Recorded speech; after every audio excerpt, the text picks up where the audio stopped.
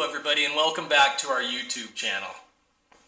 As we've said before, my name is Ron. I hold a clinical degree in clinical psychology, and that's what I do for a living. And I'm Heather. I'm the wife. I'm here to offer my opinion.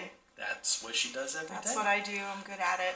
Alright, in a previous episode, in fact I believe it was the introduction, I had told you about something I wanted to talk about in one of these episodes. And this is mainly for guys, but I think women will also find it interesting. And the title of this is called How Your Chances to Win Her Back Are Probably Killing Your Chances. No, you didn't say that right. I did not say that right. I think it's how your efforts to win her back are ruining your chances. See, she knows everything. Yeah. Good thing I'm here. It is. A very good thing she's here. Well, if it's going to start that way, I wonder how the rest is going to go. Anyways, there's a couple of things.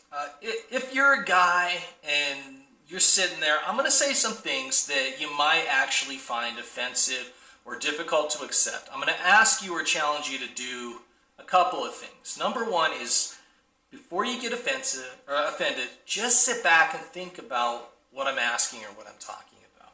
It's going to be one of the most important things. And the other thing is some of the concepts I think it's important for you to share with your spouse if you're still together, or if not, be able to apply this in future relationships. Okay? Now, one of the most,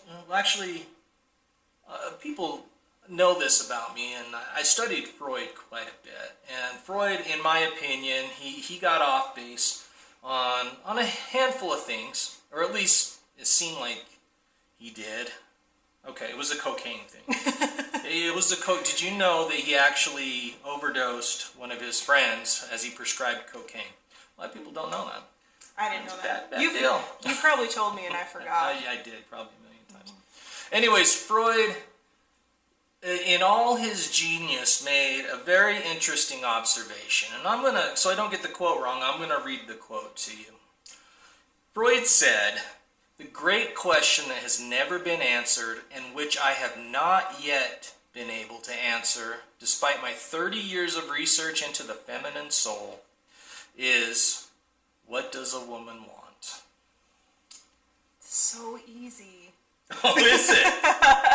Isn't it, ladies? We would all say that. Oh, it's so easy, and they should know. All right, guys, in the comment section below this video, give us some insight. Is it easy to understand what women want, or is it not? And then women, give us feedback as well. Let me say this, and we'll get into this. It can be easier, but we don't always make it easy. Okay, thank you. That's being honest right there. Okay, so let's get started with a very difficult question that guys typically do not even want to consider. And that question is, what did you do to get to this point? Now, you got to realize there is no changing your spouse. There's nothing you can do to change another person. The only thing you can do is try to influence that person by changing your own behavior. Right. Think about it. Right. No, and to that point, you're in charge of your feelings. Someone else does not create your feelings. They don't, make you feel a certain way. They don't make you react a certain way.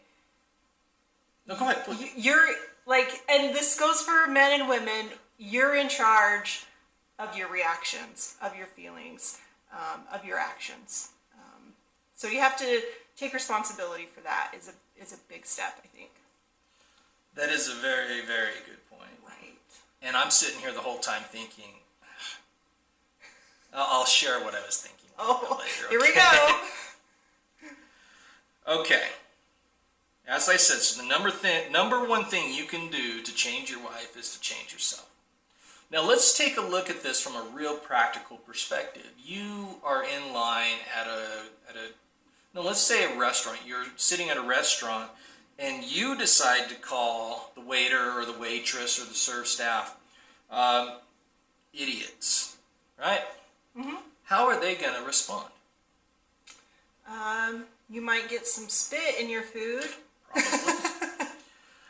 Probably. But what if you didn't act that way? See what's going on. It's kind of like a quid pro quo. You act in a specific way and you get a same type of behavior back oftentimes.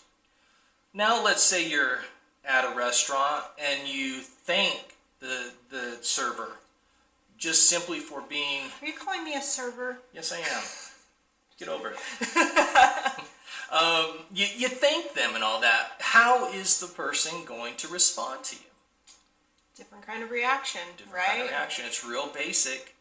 And just from that perspective, your behavior can have an influence on another person. And what's the golden rule? Do to others as you want... No, I'm going to say that wrong. Oh, no. Treat others as you want to be treated. Yes.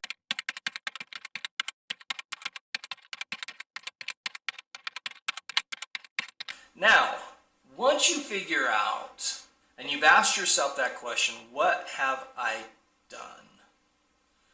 That's when you need to compare it to the vast list that has already been given to you. Did you know your spouse has already told you what you needed to change? What is that called? Well, you call it nag, nag, nag, nag, nag, nag, nag. It's called nagging.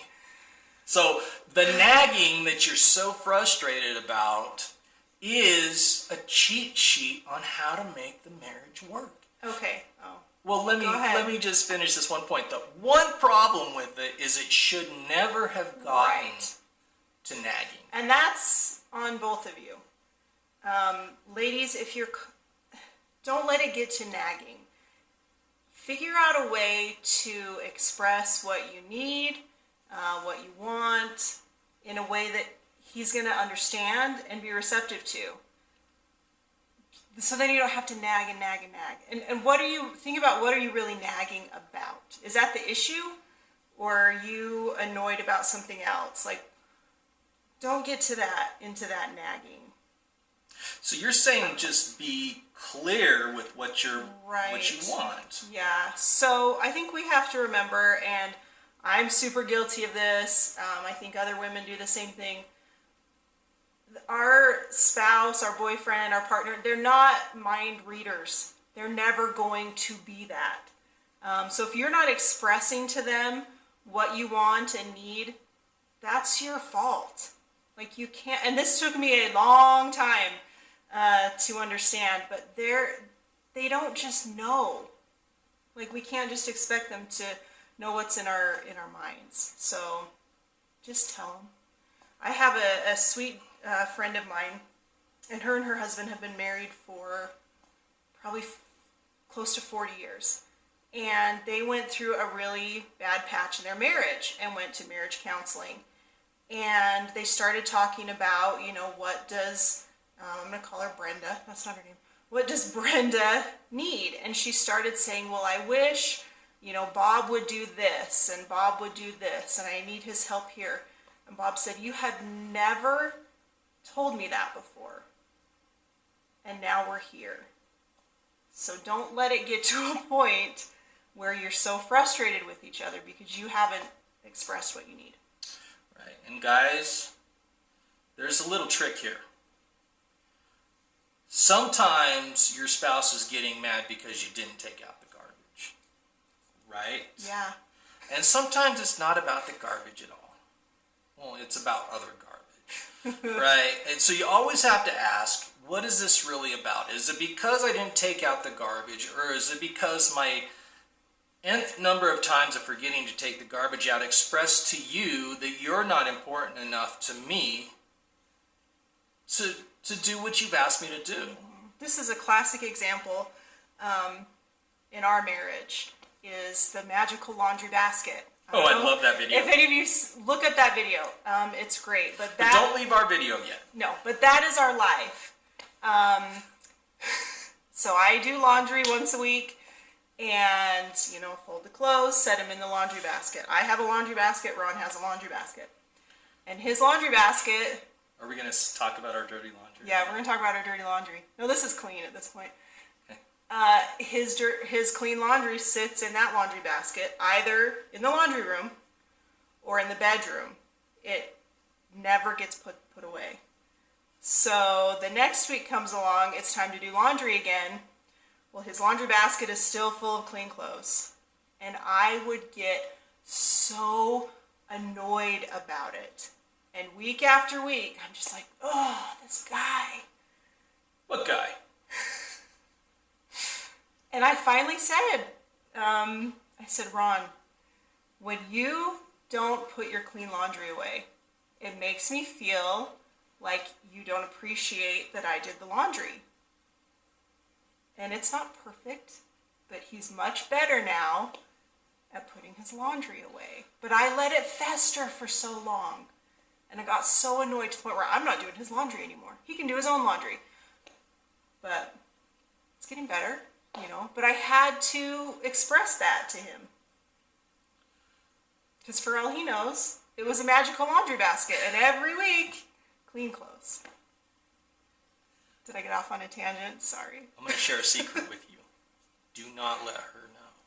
If I were to carry this camera up to my bedroom, there's a laundry basket with clean clothes in it. I'll put them away tonight. Oh, Well, or tomorrow. It's always tomorrow. All right, so now since my dirty laundry has been shared, in couples counseling, there's a methodology called EFT, which stands for Emotionally Focused Therapy. And if you're interested, we'll put a link to a book written by the author of EFT that is often prescribed, per se, to the couple, and it's quite helpful. So we'll put a link down there in the show notes. In the show notes, thank you. And you can check that out if you want. But one of the primary concepts of EFT is that in a relationship, you either have a pursuer or a withdrawer.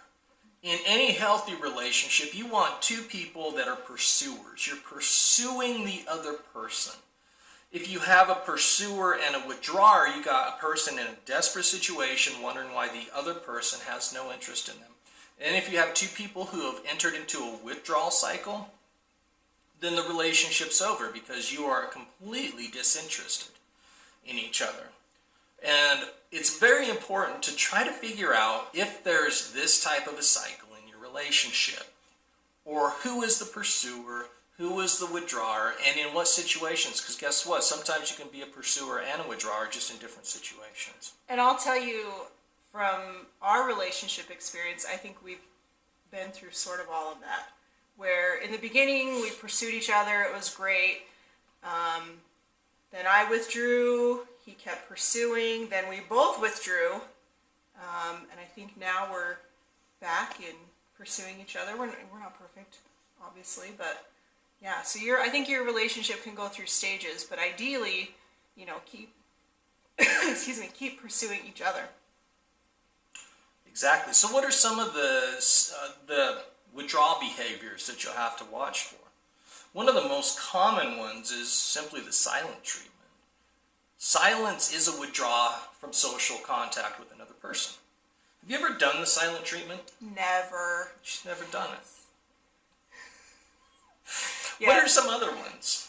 Oh, I think just any kind of passive aggressive, you know, tactic where you're just like, well, I'll show him in this really immature, stupid way, and it doesn't really get my point across, but that's what I'm going to do. Exactly. Yeah, right? So there's the passive-aggressive behavior. You have the silent treatment. You have the not coming home from work on time type of thing. Now, sometimes it's work, sometimes it's not. Sometimes it's just an emotional disconnection, which is one of the most difficult things for people. I think one other thing, too, is you can start to engage with other people too much. Oh, and yes. you're discussing things that you need and should be discussing with your partner, with your girlfriends, or with your guy friends, or hopefully not like, you know, someone you're going to leave your spouse for. Yeah, the but coworker. that's sort of where it starts. Yeah, and so there's always a person, there's always a coworker or a friend there that thinks, I am going to be your savior in this situation. And that person will be so open and so willing to listen to everything, and they will do all the things that you wish your spouse would do. Guess what? There's an old adage that says the grass is not always greener on the other side. And in the work that I've done, I have worked with hundreds and hundreds and hundreds of couples, and the adage is so often true. The grass is not greener on the other side, because you bring in two people who have their baggage, and it just gets reenacted all over again in the new relationship. And not that I think you shouldn't have a person or people that you can confide in and you can discuss things with. But if you're not also discussing those things with your partner, then you're getting into sort of dangerous territory, I guess. Yes, you are. So one of the things, and I'm going to step out for just a second, not step out with someone else, but I'm going to step out for a second, and I'm going to grab a piece of paper that I wrote when I asked Heather some questions. But one thing I always recommend to my clients, I said, you always want to be in a relationship where, even though it's unreasonable, the person would want to walk 1,000,000 miles for you. And that's pretty important, and the other person should want to accompany them. So I'm going to step and I'm going to grab that piece of paper. Okay. And we'll be right back. We'll be right back.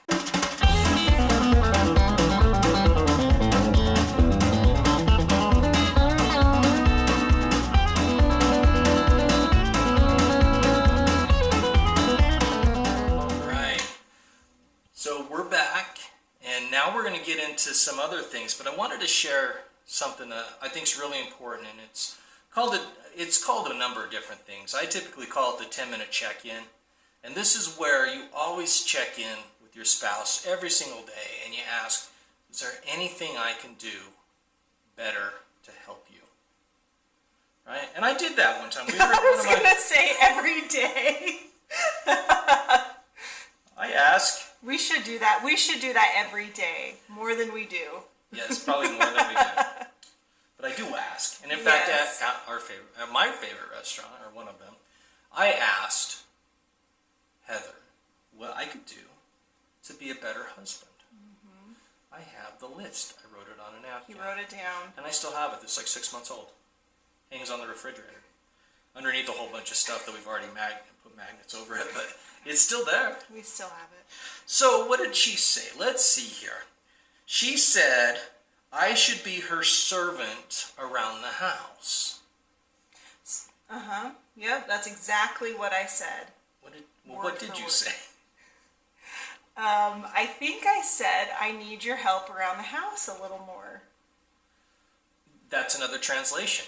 Exactly. Yeah. Mm-hmm. Number 2, we've already talked about this. She said, you can put your laundry away even though she's fully capable of doing it, right? Which is true. I am fully capable. But I just felt that he should be a little more appreciative that I did the laundry, and he could at least put it away. That's what I was saying. Okay. And I understood that, and that's what I've tried to do better, but I've already admitted my own failure today. And number 3, she only had 3 things, because I do actually check in with her fairly often. I just don't I don't say it the way that I would recommend people say it. And number 3, the third thing is she said, let me tell my excessively long stories. Okay, let me point something out here. I do not think often do I tell super long stories. They just are really boring, right? They don't I'm sorry, ladies, this is not to be offensive to you, but I know some ladies that can go on and on and on and on. My favorite is, if you ever see this, I'm so sorry, I love you. A good friend of mine always will tell a really long story, and then she says, to make a long story short, and then she keeps going. I don't think I do that. You don't think so? Maybe I do. I don't know. Well, that was kind of a long explanation. It was a little long, but I want the men in the audience to recognize something. What did she do to me? She asked if she was boring. And what would a good husband say to that? Honey, I would be willing to listen to hours and hours of your long, boring stories Right. every day. Okay, Right. I would modify that a little bit. But no, I mean, she's got good stories. It's just she's talking about all this stuff that I don't understand, and I do the same thing. Our worlds are so different. Ron doesn't really know anything about construction. I don't know a lot. Sorry. I know how to use a hammer and a drill. I don't know a lot about psychology, so we're sort of in these different places, but it's important to listen to your long stories.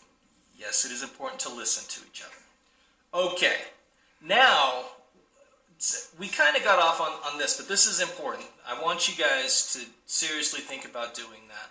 And if you don't have the opportunity because you're separated, try to incorporate it. And then if you start having contact, always make sure to get their feedback. And this is one of the issues that is most difficult for us guys. Not everybody, but guys tend to struggle in different ways when it comes to receiving feedback. Go ahead. So, but how often, well, and hopefully your husband's checking in and saying, hey, how are you? Are you okay? What do you need? And how often do we respond? I'm fine. I'm fine. Nothing. I'm fine. You know? Or you should know. You should know what I need. Well, that's not really helping the situation at all. Secret woman code. Right. Yeah. Can you decipher some of that? What does I am tired mean? Sometimes it really means I'm tired. How about I got a headache? Sometimes it means I have a headache. Sometimes it means other things. No, but we do these things where we're stifling what we really need and what we want by coming up with these flippant responses of, well, I'm tired. I don't know. I'm fine. I'm fine. That's probably my number one. Oh, I'm fine. I'm fine. When I'm not fine, I need to talk about something. I need to express something. So get out of that habit. I know it can just become easy. You may not want to have the talk right now. You may not want to have that conversation. Sometimes it can be a hard conversation to have. But the more that you just put that aside, the worse that issue's going to get. Yes, it is. Absolutely true. But men, there's something to realize here. If you get one of these secret coded responses from your spouse, it is very important that you don't go into desperation mode, which I'll cover here in a little bit. The most important thing you can do is simply say, okay, dear, if there's anything you want to talk about later, I'm here. And then leave her alone. Okay? It is that simple. Honestly, she will eventually come around if there's something bothering her, but you have to be receptive to what she has to say. Well, I think that's key too, is you have to know that your partner is willing to listen to you, is willing to have that conversation. You have to make the point and the time to have that conversation.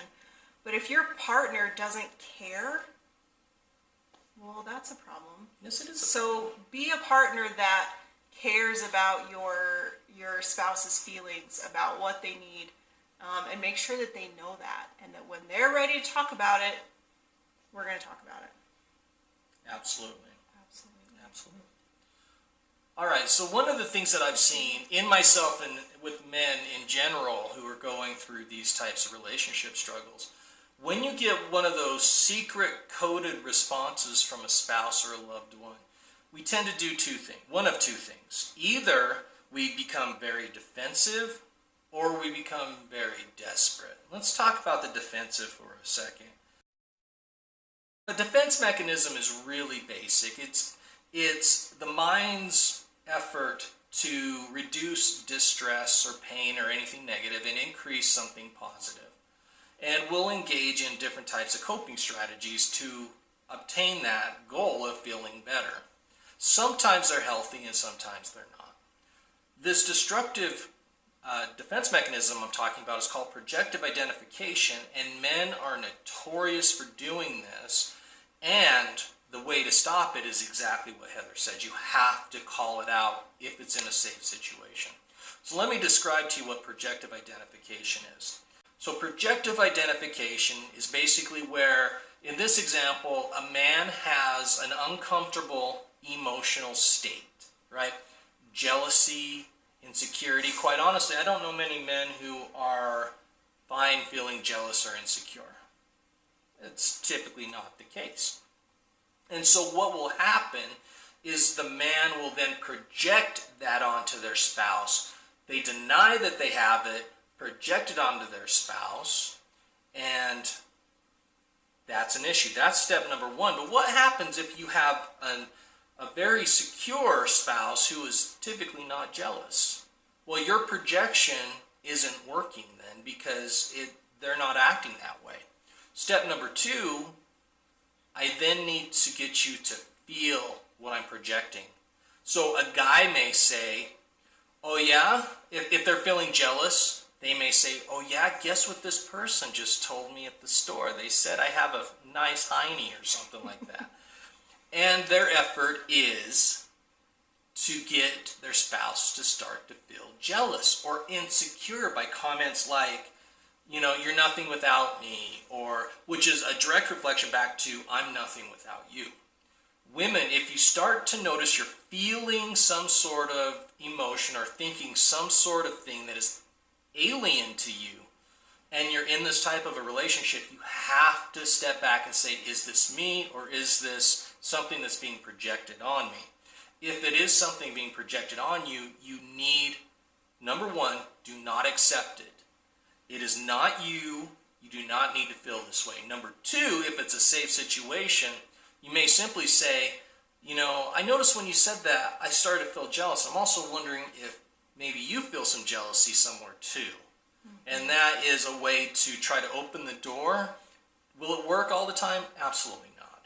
But you know your spouse and you know how you can start to communicate this. But if it's not fixed, it is the most destructive defense mechanism. And oftentimes I see it in cases of domestic abuse. It's one of the most common things. So you can get really defensive, really prideful, and start using projective identification. So that's one of the issues that men will tend to do. Number two is you get the desperate guy. And this is where you start getting the kind of secret stalker or the spooky stalker, you know, the guy who keeps looking at all the internet history, logging on to the Facebook and social media accounts. Checking text messages. That's a big one. Looking through your phone. It can also just be, I think, very smothering behavior. Like they are all up in your business in like way too much of a way. Very much so. And it gets in fact, the spouse often, the one who is being stalked or bothered like this, starts to get really frustrated. You start to see this withdrawal behavior that happens. And when a man feels that withdrawal behavior, it increases the desperation. And you start getting these telltale signs. Now there's a few really clear telltale signs of this issue. And it comes in the form of real basic questions. And I'm going to feel like an idiot because I've asked my wife these questions within the past week. The questions include, are you okay? I'm fine. Just kidding. Did I do something wrong? Just the probing questions. Now, you got to understand, what's the motivation behind the question? Is it because you have concern for your spouse, or is it because you're insecure in yourself? Very, very important. So I'm going to back up here just a lot. So Ron and I started dating, and we were young, you know, and things were great. And I think Ron had some insecurities from past relationships. I have never had an insecurity that any day of my life, you would be nothing without me. Right. That was projected. Right. And he really carried that into our relationship. And I would say fairly early on in the relationship, I felt smothered because it was this constant, are you okay? Are you okay? what can I do? I don't think being young really helped, and inexperienced in how to deal with relationships, but it was like, and we broke up. We broke up for about 6 months. But really it was his insecurity and that constant smother. I don't know if we've ever really talked about this very much. But she's talking to you about it. But it was overwhelming. And that can happen at any point in your relationship. If you're carrying these insecurities along, they're going to manifest themselves somehow. They absolutely will. And I'll admit, actually, because of those early insecurities, and I'll get into that in a different episode when we talk about insecurities, but I can honestly say I destroyed a lot of relationships because of it. And I think I've hurt people that are dear to me, including Heather, who just happened to be hard-headed enough to put up with me long enough until I got my act together. So that's a good thing, right? Right. We worked it out, obviously. Clearly. But I do have many, many regrets because of these behaviors. And if you're experiencing this type of stuff, it's so important that you do not engage. Because what really happens is what Heather's already alluded to.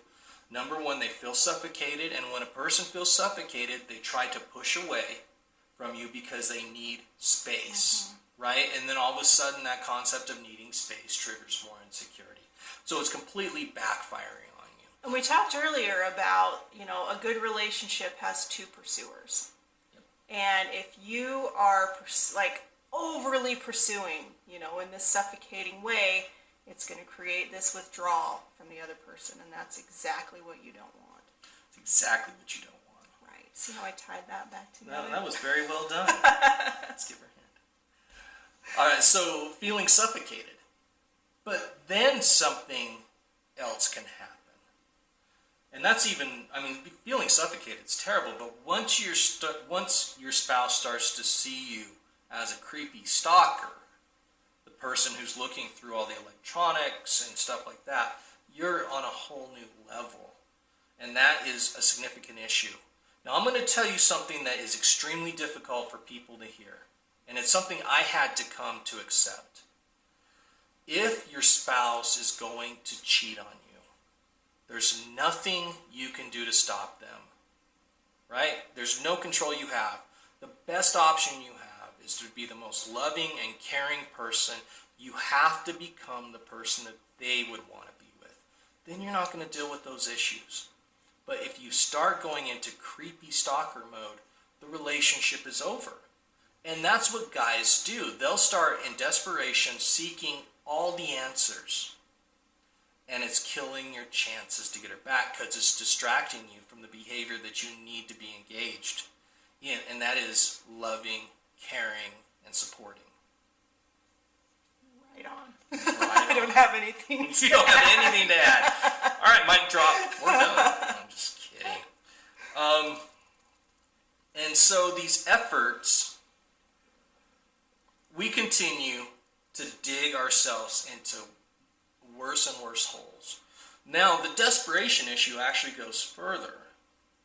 And it's pretty frightening where it can go. It's not just looking at communication, but all of a sudden, when you start to feel like you're losing control in the relationship, we will do almost anything to try to regain that control. One of the things that I've seen oftentimes is in desperation, all of a sudden, we become sick or we become impaired in some way and we need to have someone there to care for us. And just in an effort to draw people in. Some people, and this is more common than you might expect, threaten suicide or threaten some desperate behavior like that. Now, if you think about it from a rational perspective, what person would want to be in a relationship with someone who has said, if you don't stay with me, I'm going to kill myself? There's absolutely nothing logical about that. No. Or if you're constantly saying, I'm sick and I need help, it becomes overwhelming and like suffocation. This time the spouse feels like they're drowning, trying to take care of you. And then you become, in their eyes, like a young, infirm child. And if you're seen as a child in the relationship, completely unhealthy. Those efforts are destroying or killing your chance at making this work. Well, and if you have to continually, I don't know the right term for it, but sort of reassure your partner, keep, and you should always, reassure and build them up, but when it becomes so just overwhelming and like this constant, like, people who are always fishing for compliments, and if they're like fishing for you to feed their ego, fishing for you to build them up, like you can't be that for someone else. Like they're going to have to figure out how to get over those insecurities. But when that person is constantly trying to get that from you, why would you want to be with that person? Does that make sense? I don't know. I think that makes total sense. Now, we could go on and on forever with various destructive situations I have seen in marriages, relationships, and my own issues, as my wife has pointed out. But given the time, we're going to save some of this other material for another episode. The take home is a couple of things. Number one, do not let it get to the point of you needing to go into desperation mode or destructive mode. Always check in with your spouse or your loved one.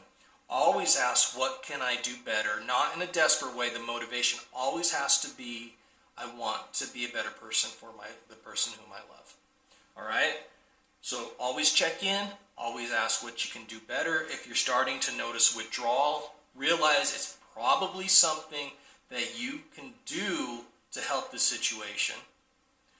But you need to ask. And if they're not willing to talk, just say, I'm here when you're ready. Like I've already said.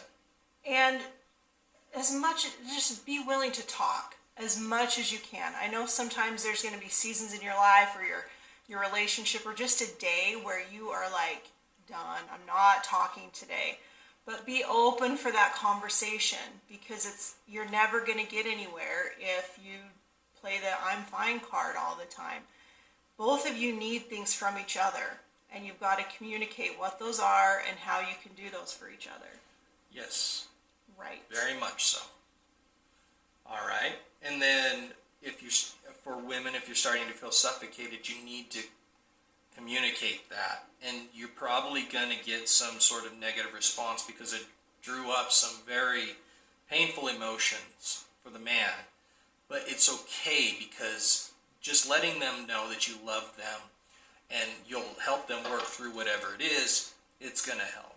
Now, men, if you're starting to feel insecure, you really need to work on it. Whether that's getting professional help, seeking the guidance, reading books, talking to your spouse, all these are extremely important. I'll be honest, insecurity and jealousy are some of the most difficult things to deal with. And if you think about anxiety and depression, most often they're dealing with jealousy, insecurity, or some issue like that. So with that said, do you have any other thoughts? No, I don't. Well, I hope you found this helpful. Again, we're going to continue on discussing this type of topic and more about marriage and so forth. And if you have any questions, comment below, and we'll try to get back with you as soon as we can. All right, you take care. Bye. Bye.